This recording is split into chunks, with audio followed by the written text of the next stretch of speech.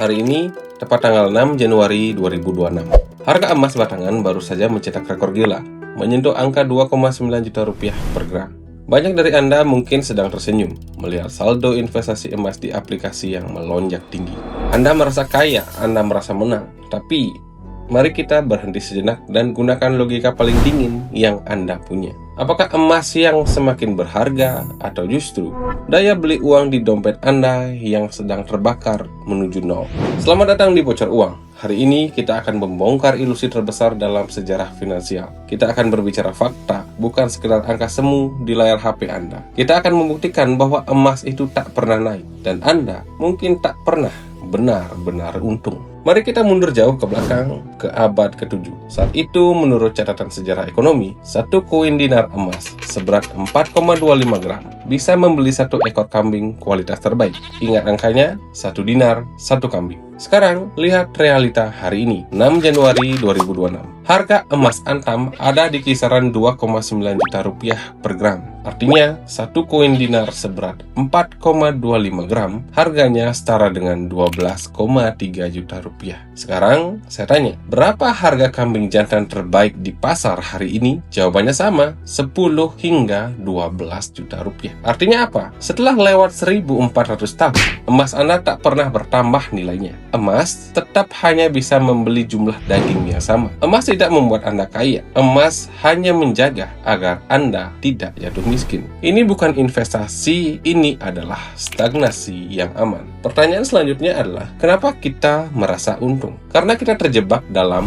money illusion. Kita senang melihat angka 500.000 berubah menjadi 2,9 juta rupiah. Tapi kita lupa kalau harga kopi, harga beras, dan harga properti juga ikut meroket. Harga emas hari ini menyentuh 2,9 juta rupiah. Sebenarnya adalah sinyal bahaya. Ini adalah termometer yang menunjukkan bahwa suhu ekonomi kita sedang demam tinggi. Emas tidak naik, uang kertas Anda yang sedang menyusut. Bayangkan sebuah penggaris yang setiap tahun memendek secara misterius. Anda mengukur meja yang sama, dan meja itu terlihat bertambah panjang setiap tahun. Padahal mejanya tetap sama, penggaris Anda yang rusak. Dan itulah inflasi. Pajak rahasia yang diambil dari kantong Anda tanpa perlu izin undang-undang.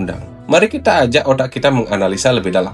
Mari kita bandingkan dengan properti. Banyak yang bilang emas adalah cara terbaik menabung untuk membeli rumah. 10 tahun lalu, mungkin Anda butuh 1 kilogram emas untuk beli 1 unit rumah di pinggiran kota. Hari ini, dengan harga emas 2,9 juta rupiah per gram, 1 kilogram emas bernilai 2,9 miliar rupiah. Coba cek rumah yang sama hari ini. Kemungkinan besar, harganya juga sudah menyentuh angka 2,5-3 miliar rupiah. Sudah terlihat kan polanya? Emas Anda tak bertambah kemampuannya untuk membeli rumah tersebut. Anda hanya memindahkan kekayaan Anda melintasi waktu agar tak dicuri oleh inflasi. Emas adalah alat transportasi nilai, bukan mesin pengganda kekayaan. Mari kita bicara angka yang lebih menyakitkan. Perhatikan data ini. 6 Januari 2026, Anda beli di harga 2,9 juta rupiah. Tapi buyback atau harga beli kembalinya hanya 2,5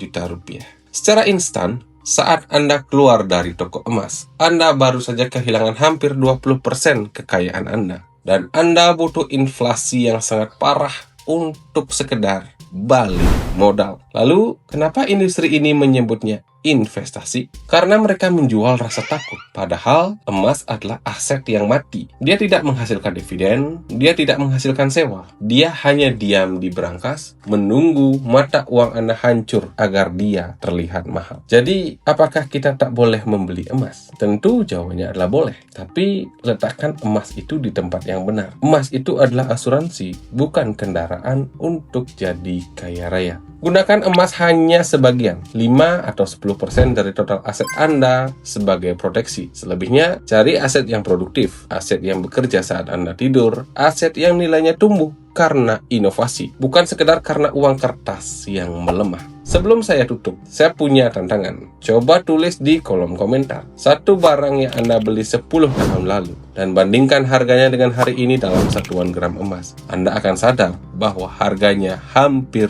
tak berubah. Berhenti mengejar angka nominal, mulailah mengejar nilai real. Kekayaan bukan tentang seberapa banyak uang yang Anda kumpulkan, tapi tentang seberapa besar daya beli yang bisa Anda pertahankan. Saya dari Bocor Uang, tetaplah kritis, tetaplah waspada. Sampai jumpa di Bedah Fakta selanjutnya.